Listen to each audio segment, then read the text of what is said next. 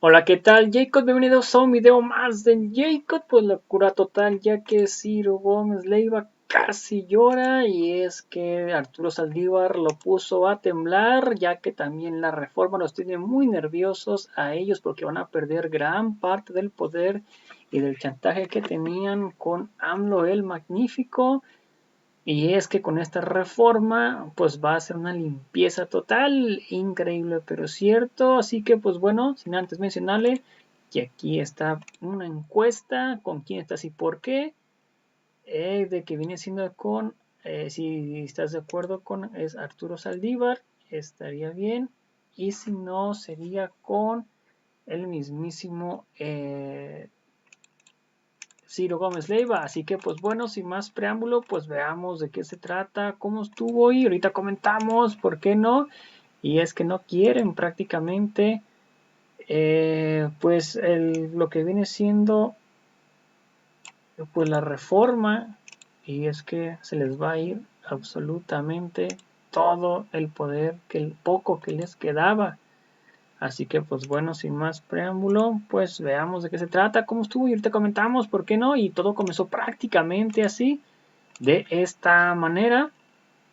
De reforma al Poder Judicial. Es la reforma al Poder Judicial. Ayer decía Ricardo Monreal, ya se nos dijo Ricardo Monreal, ya lo discutimos, vamos todos unánimes a aprobar las reformas del 5 de febrero, las del presidente. Eso decía Ricardo Monreal ayer. Eso dijo ayer. Que no fue necesariamente lo que dijo un día antes, ni lo que va a decir hoy. Depende si lo sí, recordando a Ricardo Monreal. Sí, correcto. Sí. Pero entonces, bueno, llama la atención esto que te platico de la Comisión de Puntos Constitucionales, porque si uno hace el cruce con las fechas de los famosos foros, de sus diálogos nacionales para la reforma al Poder Judicial, por ejemplo, hay uno pendiente para el día de hoy en Puebla, 23. Todavía queda el del 30 de julio en la propia Cámara de Diputados, el del 6 de agosto en Saltillo y el del 8 de agosto en Sinaloa. Pero ¿no? Y entonces, Arturo, gusto en saludarte. Buenos días, Buenos Arturo días, Ciro, buenos días, Manuel. ¿Van a comenzar a dictaminar antes de que terminen los foros o no estamos entendiendo nada? A ver, lo que pasa es que se requiere, por una cuestión legal, que la iniciativa de reforma al Poder Judicial, hablando solo de esa en este momento, sea dictaminada antes que termine el mes de agosto, para que pueda ser votada en para que no se congele. Para que no se congele.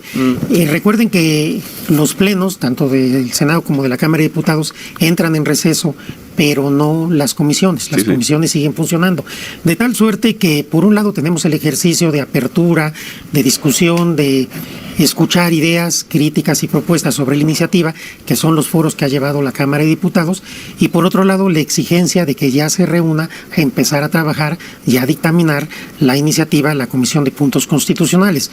Esto no quiere decir que esté cerrada la posibilidad que de los últimos dos foros, que son los que se realizan una vez que ya esté sesionando la comisión, no puedan surgir algunas ideas y puedan ser retomadas, porque el dictamen se irá elaborando a lo largo del mes de agosto. No necesariamente el 1 de agosto ya está, es más bien el 1 de agosto no va a estar, sino se va a llevar un proceso dentro de la comisión. ¿Y así? Y así será. Ahora, en relación con lo que se decía de qué puntos sí, qué puntos no, creo que en estos meses ha sido muy clara la postura de que el tema de la elección popular de ministros, magistrados y jueces es un tema que ya está decidido, que hay un mandato popular en ese sentido.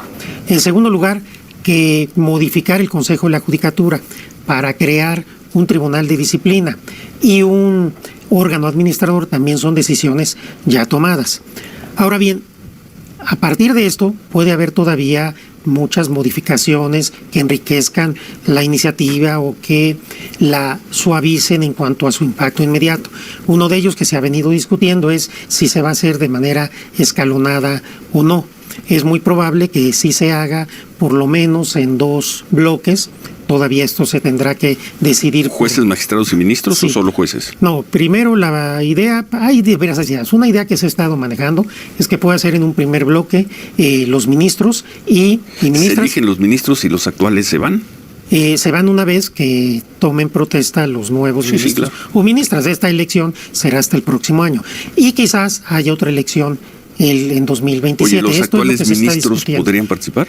Todos los jueces, magistrados y ministros pueden participar de manera automática, si así lo deciden, en la elección. Eso también es algo que se ha estado ya socializando sobre las modificaciones a la reforma. Que lleva 6 años ya en la Corte y participa en esta elección y gana, inicia su gestión con 6 años o con 0 años. Hasta este momento, porque no hay todavía dictamen y hay decisiones definitivas, en principio podría tener un nuevo periodo si es que fue elegido en esos términos. Todavía no está determinado si va a ser así o si la elección a la que puedan llegar los ministros y ministras va a ser para completar el periodo que... ¿Cuál sería el plazo de un ministro que gane la elección? ¿De cuánto sería su término? Se está modificando el plazo de 15 años a 12, serían 12 años en lugar de 15. Y para jueces y magistrados, 9 años, pero los jueces y magistrados con opción a reelegirse y los ministros ya no. Ya no, pero a ver, entonces en el caso, pongamos un ejemplo, Alberto Pérez Dayán, ministro, ¿cuánto lleva Alberto Pérez Dayán? Bueno, ahora lo tenemos, debe llevar unos 6 años. Faltan unos, sí, por ahí. 6 años. Si decidiera competir y ganara, empezaría con 0 años y podría estar 12 años, es decir, sería un ministro si se diera el caso de 6 que ya lleva más 12 que tendría de 18 años. Esa es una de las cuestiones que están analizando. No hay todavía una determinación.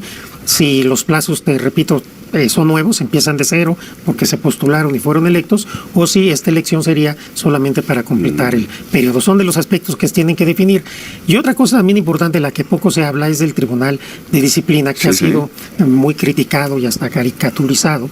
La verdad es que ahí también se está haciendo una revisión para que no se preste a que las atribuciones de ese tribunal pueda pensarse que tratan de vulnerar la autonomía de jueces y magistrados y de haber una persecución y sancionar a los juzgadores que fallan en contra del gobierno. No hay nada de eso, simplemente se trata de fortalecer un área que aparentemente no ha sido suficientemente sólida a lo largo de la historia del Consejo, que es el tema de disciplina, de responsabilidades, de la actuación de jueces y magistrados. Bueno, pues a esperar, ya no falta tanto. Ya no falta casi nada, pero estas cuestiones que nos planteas son sumamente interesantes, particularmente el plazo de jueces y ministros. Creo que es algo sobre lo que hay que reflexionar, si es que eventualmente optan por reelegirse. También pueden tener la idea de ya no postularse. Sí, pero suponiendo conjetura, en la hipótesis, ¿y un juez va a tener un plazo? Un juez, sí. Los jueces y magistrados, en caso de ser electos, serían electos para un periodo de 9 años y a los 9 años pueden reelegirse. Una vez. No pueden reelegirse las veces que sean necesarias hasta que llegue su jubilación. Oye, ministro Pérez Dayán, le quedarían 3 años y medio, porque empezó el 3 de diciembre del 2012. Del 2012, es decir, lleva 12 años. Si decidiera competir, sería un ministro de... Pues se jubilaría. Si gana. No, si gana, bueno, bueno, el que compite puede ganar. El que compite puede ganar, sí o no. Sí, depende. No. Pero sí, eso creo que es un tema sobre el que hay que reflexionar. Yo creo que los legisladores lo están analizando. Hasta donde sé, no es un tema que haya salido en los foros, pero creo que sí es un tema que se va a poner en la mesa de quienes estén dictaminando la iniciativa.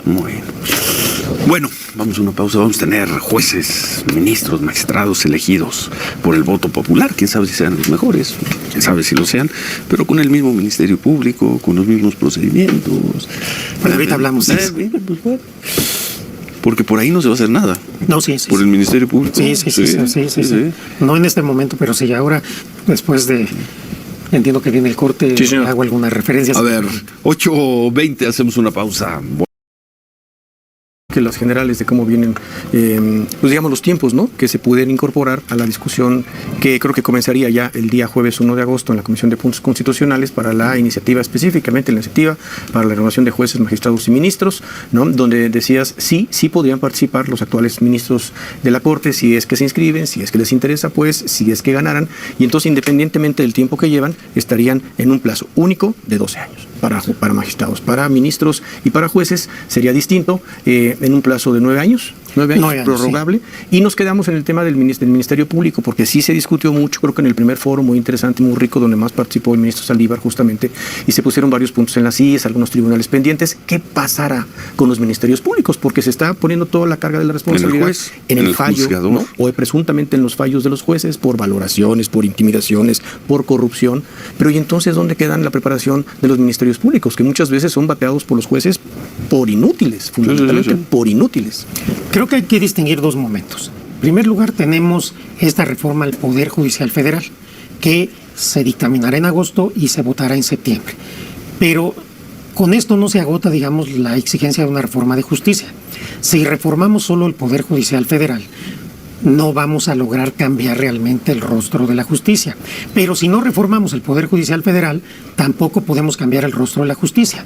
Entonces, lo que debemos quizás empezar a socializar es que la reforma al Poder Judicial Federal es muy trascendente, pero es una primera parte de la reflexión sobre una reforma a la justicia que seguramente se llevará después, a partir de octubre, con la definición que la entonces presidenta en funciones tomará sobre los diferentes proyectos que se tienen efectivamente para lograr un cambio integral a la justicia en México, que se toquen las fiscalías, por supuesto, los ministerios públicos, las policías, las defensorías públicas, que también son muy importantes. No perder lo ganado. No perder lo ganado, la justicia cívica, los medios alternativos de solución de controversias. Es decir, el fenómeno de la justicia es muy complejo y es un hecho que las y los mexicanos no están conformes con el sistema de justicia. Entonces, no hay que ver el tema de la reforma Poder Judicial Federal como una cuestión de personas, es una cuestión de sistema. Es un sistema que no está funcionando, que está dejando profundamente insatisfecha a la gente y tenemos que avanzar efectivamente a analizar todo. Nadie ha dicho que la reforma a la justicia se va a agotar y terminar con la reforma al Poder Judicial Federal. Sin embargo, tiene que haber tiempos. Esta iniciativa ya estaba presentada por el presidente desde el 5 de febrero.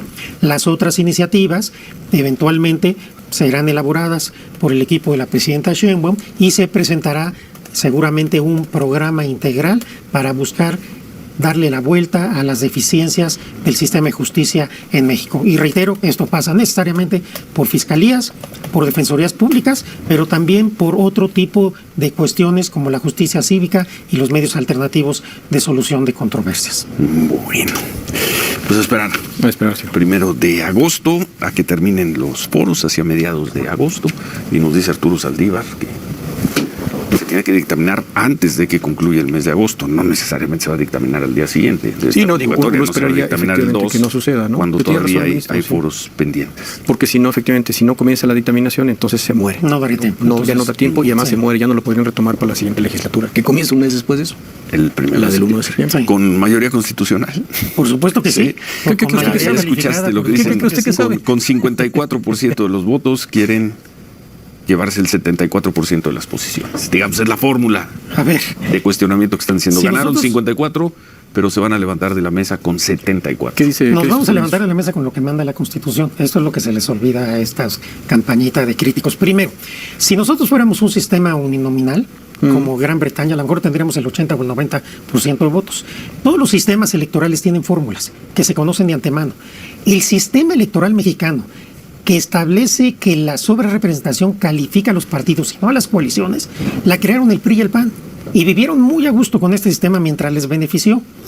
El presidente de la República, dicho sea de paso, presentó iniciativas, plan A, plan B y plan C, para modificar esta sobrerepresentación. La oposición, con su veda electoral, cuando decidieron que no iban a aprobar absolutamente nada con esta intolerancia, pues esto no se aprobó. Entonces, las reglas que están vigentes son esas. No se pueden cambiar. Están mintiendo descaradamente a la gente y tratando de rasgarse las vestiduras, como lo hicieron en la campaña, que ahí viene la dictadura, ¿no? Por eso votó el pueblo de México.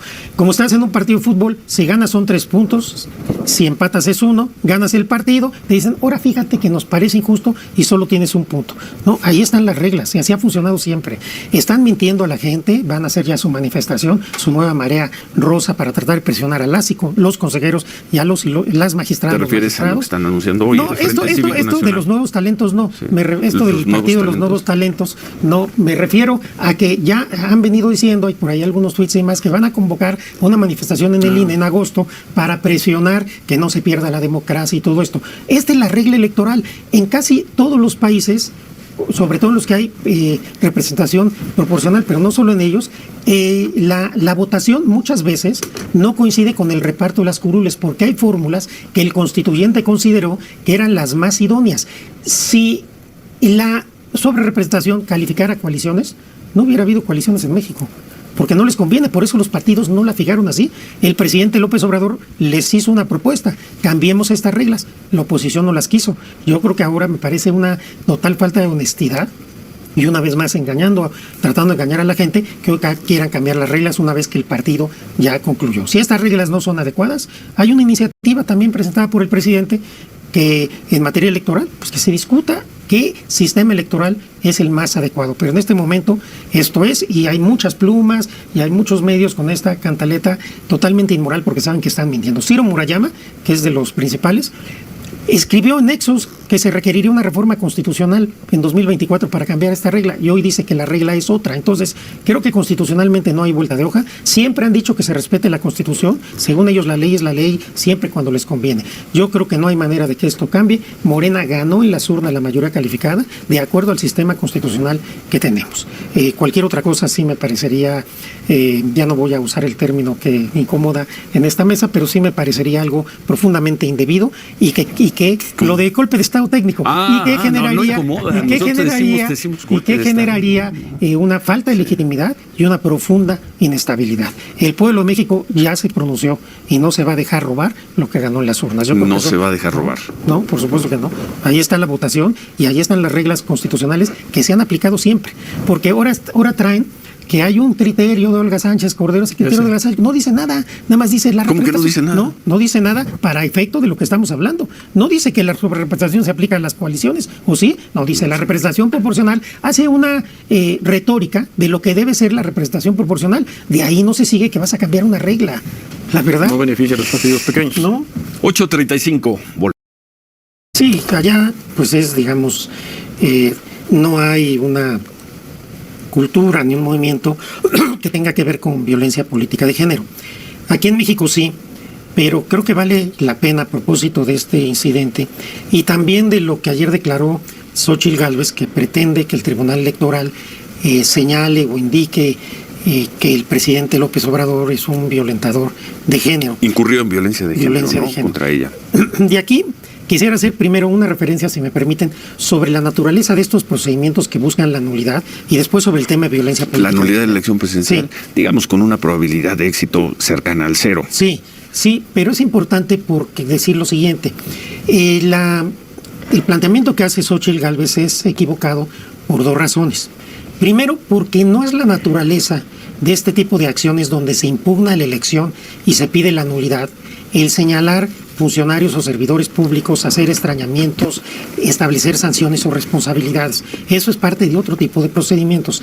Entonces, pedirle al Tribunal Electoral que establezca que el presidente es un violentador de género es totalmente inoperante. No se puede hacer en un procedimiento de este tipo. ¿Cuál es el problema? El Tribunal Electoral determinará si lo es o no. ¿Cuál es el problema? No puede determinar si lo es o no en este procedimiento. Es el problema. Este procedimiento solamente para ver si las razones que se dan y las pruebas que se aportan derivan en que es nula o no la elección. Sí. No es para otro tipo de cuestiones. Sí. Y lo segundo. Pues, ¿cuál es el error de Xóchitl Gálvez? El error es que está utilizando un procedimiento que es para invalidar una elección, para tratar de que se establezcan sanciones o responsabilidades a servidores públicos en lo individual. Eso no es... Se lo harán saber. Se lo harán saber. Simplemente adelanto porque ella ayer pedía que esto se hiciera. No se puede hacer por esta razón, pero además creo que se está trivializando en México el tema de violencia política de género. Y esto es bien delicado. Se está trivializando en el país de los feminicidios. No, a ver. En el país de la violencia de género. ¿Qué es lo que se está trivializando? Permítame explicar. La violencia política de género se está trivializando y esto no ayuda a las mujeres y a la causa en contra de la violencia política de género. Cuando una mujer es funcionaria pública, es servidora pública o es candidata, eso no quiere decir que por ser mujer no se pueda criticar su actuar, no se puedan descalificar sus hechos, no se puedan señalar sus errores, que esto sería contrario a la libertad de expresión y totalmente antidemocrático. La violencia política de género implica que se descalifica a una mujer por razón de género, por ser mujer, sobre todo a través de estereotipos de género. Cuando tú criticas, por eso yo aquí siempre decía, cuando salió el tema de Xóchitl Gálvez, la entonces candidata del PRIAN, que yo nunca me había referido a ella ni como mujer ni como persona, había sido crítico de su actuar político. Y si esto se trivializa, ayuda a las causas antifeministas, porque entonces dicen, todo es violencia política. ¿Quién trivializa? ¿Una mujer que se siente agredida trivializa? Una mujer que utiliza la violencia política de género para a partir de ahí victimizarse cuando no hubo violencia Pero política. ¿cómo sabes, Arturo, que ella no se sintió agredida como mujer? ¿Cómo lo sabes? A ver, es que hay ciertos elementos que la doctrina y los tribunales, no solo en México, en el mundo, han venido estableciendo. Lo primero que tienes que señalar es si esa descalificación, esa expresión, tiene que ver con el género, tiene que ver por el hecho de ser mujer. Segundo, si esa violencia partió de estereotipos, porque normalmente para saber si hay una violencia de género, tienes que ver los estereotipos. Ya no hablemos política en general. La violencia de género tiene que ver con estereotipos. Hiciste una crítica, hiciste una descalificación partiendo del estereotipo que la mujer es débil, que la mujer es no es tan fuerte como el hombre, bla, bla, bla. Todo ese tipo de cosas es violencia de género. Y también en el contexto en el que se da. Si estás en un contexto político de un debate de ideas vigoroso y la descalificación no es por el hecho de ser mujer, ni es por estereotipos, no hay violencia política de género. Ella, a pesar de ser mujer, sí incurrió reiteradamente en violencia política de género en contra de Claudia Sheinbaum. Vendrá una autoridad a decirle, señora Xóchitl, usted no fue víctima de violencia política. ¿Cuál es el problema? El problema es que me parece que sí es importante hacer una labor pedagógica de lo que es y no es violencia política de género, porque si los conceptos lo aplicamos a todo, empiezan a perder sentido. Y empiezan a perder sentido en perjuicio de las mujeres, porque entonces ya se pone el tema. Qué interesante que lo digas a unas semanas de que asuma la presidencia de la República una mujer, que seguramente cuando empiece su gestión va a ser sujeto de duras críticas. Qué interesante. Qué interesante, y yo no descarto que comience a crearse una opinión de que muchas de esas críticas por el desempeño de la seguridad, por la economía, por los temas de la administración pública, empiecen a ser calificados como violencia política de género. Qué interesante que lo digas tú a 10 semanas, ¿cuántos faltan? 10, 15 semanas de que asuma Claudia Sheinbaum la presidencia. Sí, por supuesto, porque hay que analizar cada crítica. Si hay críticas que son de violencia de género, sí, pero a ver, una funcionaria pública, quien sea, una ministra, una presidenta, una senadora, su actuar público pues merece ser juzgado y puede ser, es una servidora pública, una funcionaria pública. Lo único que no es válido, si se trata de una mujer, es hacerlo por razón de género, a partir de estereotipos o a partir de un lenguaje peyorativo por el hecho de ser mujer. Yo creo que ahí es una línea que a veces es sutil, pero a veces no es tan sutil y se trivializa y todo se dice que es violencia política de género. Yo nunca vi en la campaña a Claudia Sheinbaum victimizarse con ese sentido, siempre actuó como una política de altura, con una gran campaña, y así lo hará como presidenta. Ahora, si se hacen críticas políticas de género, de estereotipo, como esta cuestión de que quien va a mandar es el presidente, todo ese tipo de cosas, sí. El presidente fue de una grosería extrema con Xóchitl Gálvez hace un año. Desde mi punto de vista como observador público, extremo. Pero violencia política de género no, que lo determina una autoridad. Y Arturo, yo me quedo con la máxima popular. La ofensa está en el ofendido. Si ella se siente agredida, no puede recurrir a una autoridad a decir, me agredió el señor, y la autoridad le dirá, no señora, no la agredieron por violencia política de género. ¿Dónde está la falla? Puede recurrir a donde ella quiera. Simplemente no podemos llegar a ese subjetivismo que porque una mujer diga que siente agredida en violencia política de género, ya incurrió, porque también hay otra parte. Y lo que estoy diciendo es que este procedimiento donde se va a calificar la elección presidencial, donde se va a analizar la nulidad de la elección, no es un procedimiento para analizar este tipo de cuestiones y buscar sanciones. Seguramente se lo harán saber. Y le dirán, señora Xóchitl, pase otra ventanilla. Pase otra ventanilla a otro.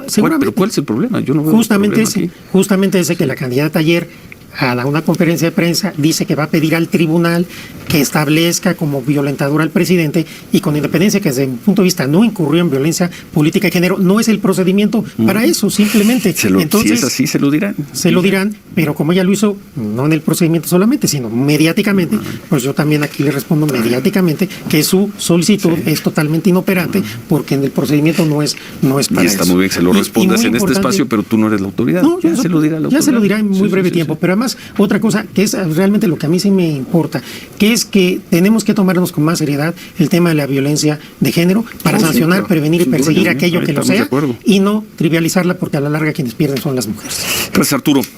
Gracias Arturo Saldívar. Nos vamos a pausa, 8:54, casi 8.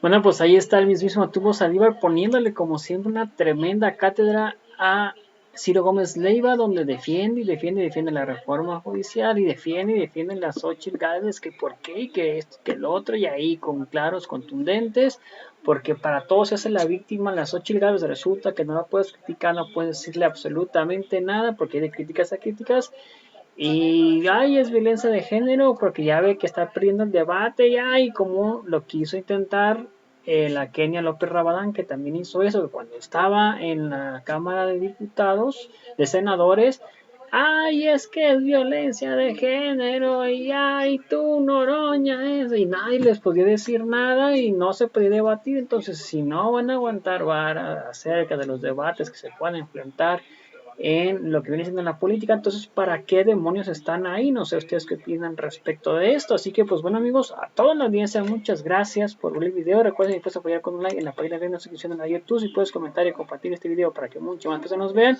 sería completamente fantástico. A toda la audiencia gracias por ver el video, los invito a ver nuestro siguiente video, hasta la próxima, bye, suscríbanse, comentar, compartir y difundir para que muchas más personas nos vean, hasta la próxima.